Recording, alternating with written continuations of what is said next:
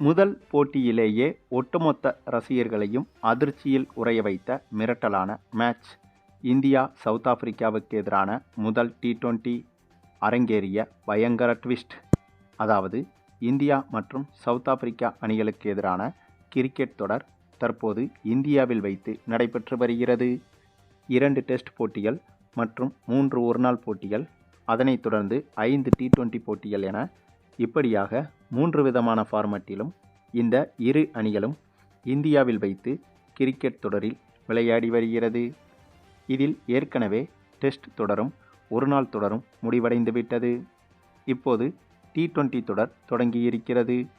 மேலும் ஏற்கனவே நடந்து முடிந்த டெஸ்ட் தொடரிலும் ஒருநாள் தொடரிலும் எந்தெந்த அணி தொடர்களை கைப்பற்றியது என்று பார்த்தால், டெஸ்ட் தொடரை பொறுத்தவரையிலும் 2 போட்டிகளிலும் சவுத் ஆப்பிரிக்க அணி வெற்றி பெற்று டெஸ்ட் தொடரை கைப்பற்றியிருந்தது. அதனைத் தொடர்ந்து 3 ஒருநாள் போட்டிகள் கொண்ட தொடரில் 2 போட்டிகளில் இந்திய அணியும் 1 போட்டியில் சவுத் ஆப்பிரிக்க அணியும் வெற்றி பெற்றதால் இந்த ஒருநாள் தொடரை இந்திய அணி கைப்பற்றியது. ஆகவே டெஸ்ட் தொடரை சவுத் ஆப்பிரிக்க அணியும் ஒருநாள் தொடரை இந்திய அணியும் கைப்பற்றியிருக்கிறது. அதனைத் தொடர்ந்து இப்போது T20 தொடர் தொடங்கியிருக்கிறது. இந்த T20 தொடரை கைப்பற்றும் அணிதான் இந்த ஒட்டுமொத்த தொடரின் வெற்றியாளராக கருதப்படும். அது மட்டுமில்லாமல் இந்த தொடர்கள் அனைத்தும் இந்தியாவில் வைத்து நடைபெற்று வருவதால் கண்டிப்பாக இந்த மொத்த தொடரின் வெற்றியாளராக இந்திய அணிதான் இருக்க வேண்டும்.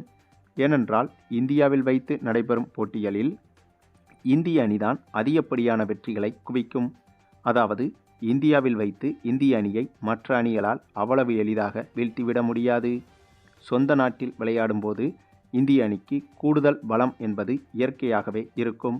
ஆகையால் கண்டிப்பாக நடைபெற்று கொண்டிருக்கும் இந்த T20 தொடரை இந்திய அணி கைப்பற்றி இந்த 3 தொடர்களில் ஒருநாள் தொடரையும் T20 தொடரையும் இந்திய அணி கைப்பற்றியதாக இருக்க வேண்டும். அதற்கு கண்டிப்பாக இந்த T20 தொடரில் இந்திய அணி நிறைய வெற்றிகளை பெற்று T20 தொடரை கைப்பற்ற வேண்டும். அது மட்டுமில்லாமல் T20 போட்டிகள் என்று எடுத்துக்கொண்டால் இதுவரையிலும் இந்திய அணியும் சவுத் ஆப்பிரிக்க அணியும் மொத்தமாக 31 போட்டிகளில் விளையாடியிருக்கிறது. இதில் 18 போட்டிகளில் இந்திய அணியும் 12 போட்டிகளில் சவுத் ஆப்பிரிக்க அணியும் வெற்றி பெற்றிருக்கிறது. ஒரு போட்டி முடிவில்லாமல் போயிருக்கிறது.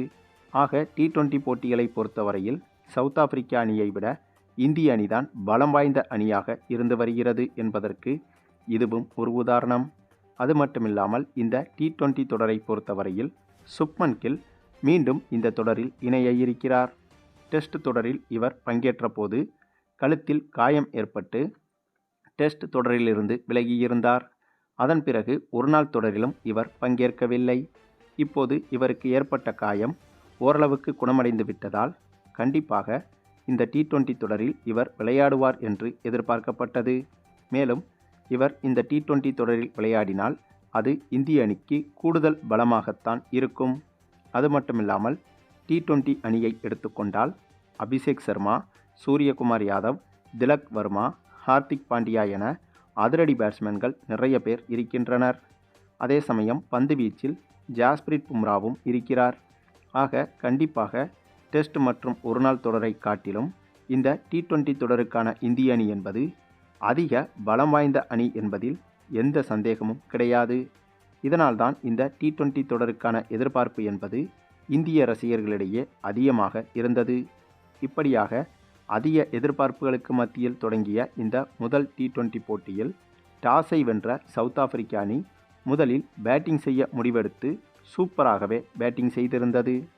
கிட்டத்தட்ட ஆரம்பம் முதலே ஓவருக்கு 10 ரன்கள் வீதம் எடுத்து வந்த சவுத் ஆப்பிரிக்க அணி 20 ஓவர்கள் முடிவில் 7 விக்கெட் இழப்புக்கு 217 ரன்கள் வரை எடுத்துவிட்டது.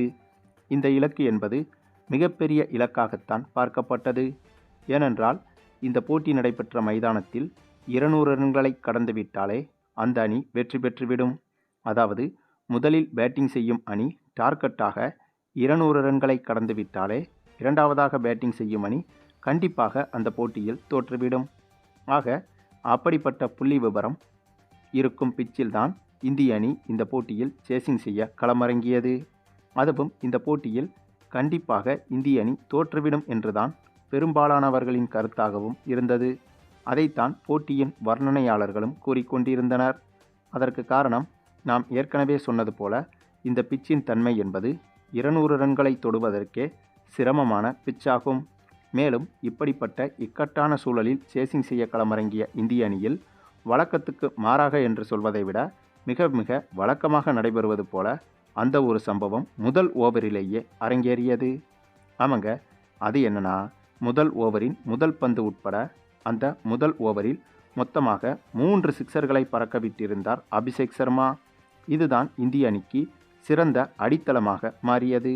வழக்கமாகவே அபிஷேக் சர்மாவை பொறுத்தவரையில் போட்டியின் முதல் பந்தை அசால்ட்டாக சிக்ஸர் அடிப்பதில் இவருக்கு இணை இவர் மட்டும்தான். அப்படி இருக்கும்போது இந்த போட்டியிலும் அதை செய்து காட்டியிருந்தார் அபிஷேக் சர்மா. அதுவும் இந்த போட்டியின் முதல் ஓவரிலேயே 3 சிக்சர்களை பறக்கவிட்டு இந்திய அணிக்கு மிகப்பெரிய நம்பிக்கையை ஏற்படுத்தி கொடுத்தார் அபிஷேக் சர்மா. அது மட்டுமில்லாமல் இந்த போட்டியில் சூரியகுமார் யாதவ், திலக் வர்மா, ஹார்திக் பாண்டியா, சஞ்சு சாம்சன், அக்சர் பட்டேல் என இவர்கள் அனைவருமே சூப்பராக விளையாடியிருந்தனர். ஏனென்றால் இந்த போட்டியில் இந்திய அணி சார்பில் எந்த ஒரு பேட்ஸ்மேனும் 30 ரன்களுக்கு குறைவாக எடுக்கவில்லை. T20 போட்டிகளில் 30 ரன்கள் எடுப்பது அரை சதம் அடிப்பதற்கு சமமாகும். ஆகவே அந்த வகையில் பார்த்தால் இந்த போட்டியில் அனைத்து பேட்ஸ்மேன்களுமே அரை சதத்திற்கு குறையாமல் ரன்களை எடுத்துவிட்டனர் என்றுதான் சொல்ல வேண்டும். என்னதான் இந்த ஒரு பிச்சில் 200 ரன்களுக்கு மேல் சேசிங் செய்ய முடியாது என்று கூறினாலும் இந்த போட்டி இந்தியாவில் வைத்து நடைபெறுவதால் இந்திய அணிக்கு அது கூடுதல் அட்வான்டேஜாகவே மாறியது. இதனால் இந்திய அணி ஓரளவுக்கு சிறப்பாகவே சேசிங் செய்தது.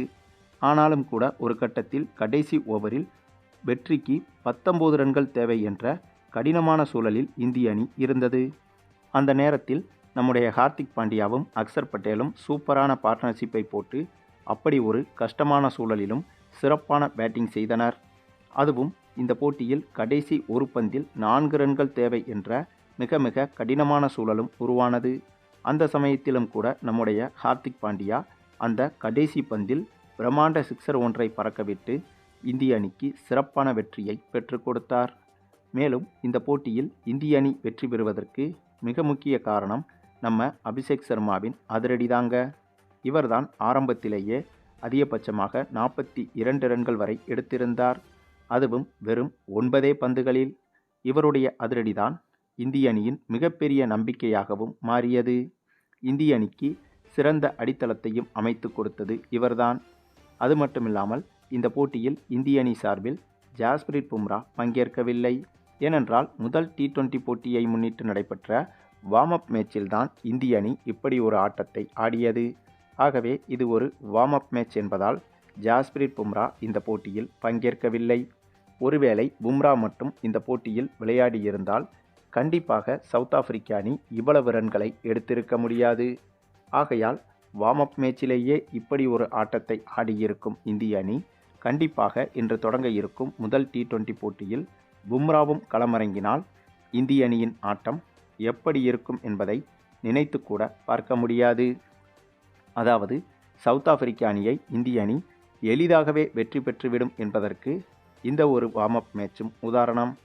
சரி, நீங்கள் சொல்லுங்கள், டெஸ்ட் போட்டியில் அடைந்த தோல்விக்கு என்னதான் ஒரு நாள் தொடரை இந்திய அணி கைப்பற்றி பதிலடி கொடுத்திருந்தாலும் இந்த T20 தொடரையும் கைப்பற்றி சவுத் ஆப்பிரிக்க அணி இந்திய அணிக்கு தக்க பதிலடி கொடுக்குமா என்பதை பற்றியும், குறிப்பாக இந்த 5 T20 போட்டிகள் கொண்ட தொடரில் இந்திய அணி சிறப்பாக செயல்பட்டு தொடரை கைப்பற்றுமா என்பதை பற்றியும் உங்களுடைய கருத்துக்களையும் கமெண்டில் தெரிவிங்க. மேலும் இந்த வீடியோ பிடிச்சிருந்தா லைக் பண்ணுங்கள், மற்ற அனைவருக்கும் ஷேர் பண்ணுங்கள், மறக்காமல் நம்ம சேனலை சப்ஸ்கிரைப் பண்ணுங்கள்.